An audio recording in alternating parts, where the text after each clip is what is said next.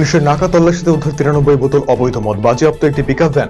খড়িবাড়ির বাংলাবিহার সীমান্তের চক্করবাড়ি চেকপোস্টের ঘটনা এটি। ঘটনায় আটক পিকআপ ভ্যানটিকে বাজেয়াপ্ত করা হয়েছে। পুলিশ সূত্রে জানা গিয়েছে 93টি বোতলে 837 লিটার অবৈধ বিলিতি মদ উদ্ধার করা হয়েছে, যার আনুমানিক বাজার মূল্য 5 লক্ষ টাকা। প্রায় 42 কেজি গাঁজা সহ একজনকে গ্রেফতার করল দিনহাটা থানার পুলিশ। গোপন সূত্রে খবরের ভিত্তিতে দিনহাটা থানা সংলগ্ন এলাকায় দিনহাটা কোচবিহার রাজ্য সড়কে একটি গাড়ি আটক করে পুলিশ। এরপরে সেই গাড়িতে তল্লাশি চালিয়ে বিপুল পরিমাণে অবৈধ গাঁজা উদ্ধার করে পুলিশ। ঘটনায় আনারুল মিয়া নামে একজনকে গ্রেফতার করেছে পুলিশ। সামনেই দুর্গাপুজো আর তার আগেই রাধিকাপুর শিলিগুড়ি ইন্টারসিটি এক্সপ্রেসের সময়সীমায় সাময়িক রদবদল। রেলের তরফে আচমকাই একটি বিজ্ঞপ্তি জারি করা হয়েছে, যেখানে বলা হয়েছে 7ই অক্টোবর পর্যন্ত প্রতি সপ্তাহে 3 দিন করে বন্ধ থাকবে ট্রেন। সোমবার, বুধবার এবং শুক্রবার বন্ধ থাকবে ট্রেন, যাতে করে সাধারণ যাত্রীরা দুর্ভোগে পড়তে পারেন। আজ শুক্রবার ট্রেন বন্ধ থাকায় অনেকেই ঘুরে যেতে হচ্ছে।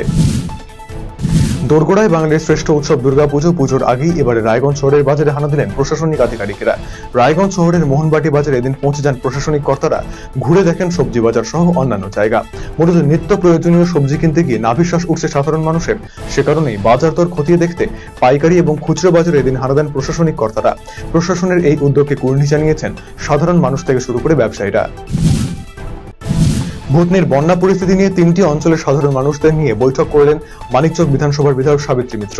বৃহস্পতিবার সন্ধ্যায় উত্তর চণ্ডীপুরে এই বৈঠকটি অনুষ্ঠিত হয়, যেখানে সাধারণ মানুষের নানা সমস্যার কথা শোনেন বিধায়ক। ভূতনি থানার দক্ষিণ চণ্ডীপুর, উত্তর চণ্ডীপুর, হীরানন্দপুর অঞ্চলের বিভিন্ন গ্রামে এই বন্যায় কি কি ক্ষতি হতে পারে সেই বিষয়ে পর্যালোচনা করা হয়। সেই পরিস্থিতি কিভাবে মোকাবিলা করা হবে সেই বিষয়ে এদিন বার্তা দেন বিধায়ক। নিখোঁজের 8 দিনের মাথায় যুবককে দিল্লি থেকে উদ্ধার করল হরিশ্চন্দ্রপুর থানার পুলিশ। ছেলেকে উদ্ধারের খবর পেয়ে স্বস্তির নিঃশ্বাস ফেলেছে পরিবার। ধার দেনার কারণেই অপহরণের নাটক বলে প্রাথমিকভাবে অনুমান পুলিশের, যদিও এই তত্ত্ব মানতে নারাজ পরিবারের সদস্যরা। সরকারি হাসপাতালের পরিষেবা কোথায় দাঁড়িয়ে এই নিয়ে প্রশ্ন উঠতে দেখা যায় বিভিন্ন সময়। এবারে রায়গঞ্জ গভর্নমেন্ট মেডিকেল কলেজ ও হাসপাতালের বেহাল অবস্থার এই ছবি ধরা পড়ল ভাইরাল ভিডিওয়, যেখানে দেখা যাচ্ছে জরুরি পরিস্থিতিতে রোগীরা ছটফট করছে ওয়ার্ডে যাওয়ার জন্য, কিন্তু লিফট দখল করে রেখেছেন হাসপাতালের নির্মাণ শ্রমিকেরা। লিফটে করে নির্মাণ সামগ্রী তোলা হচ্ছে বহুতলে। এদিকে রোগীরা করছেন অপেক্ষা। এমন একটি ভিডিও ভাইরাল হয়, যদিও এই ভিডিওর সত্যতা যাচাই করেনি আরসিটিভি সংবাদ। যদিও এই বিষয়ে সংশ্লিষ্ট কর্তৃপক্ষের কোনো বক্তব্য পাওয়া যায়নি। পুজোর আগে কালিয়াগঞ্জ শহরের বেহাল রাস্তাঘাট সংস্কারের কাজ শুরু করল পুরসভা। একই সঙ্গে চলছে পাড়ার অলিতে গলিতে বিকল হয়ে পড়ে থাকা স্ট্রিট লাইট মেরামতির কাজও। দীর্ঘদিন ধরে কালিয়াগঞ্জ শহরের বিভিন্ন পাড়ার গুরুত্বপূর্ণ রাস্তা বেহাল হয়ে রয়েছে বলে অভিযোগ। যেখান দিয়ে প্রতিদিন প্রচুর মানুষ চলাচল করেন, সেখানে খানাখন্দে ভরা রাস্তায় চলতে বাধ্য হচ্ছে মানুষজন। তাকিয়ে থাকেন কবে বেহাল রাস্তা সংস্কার হবে।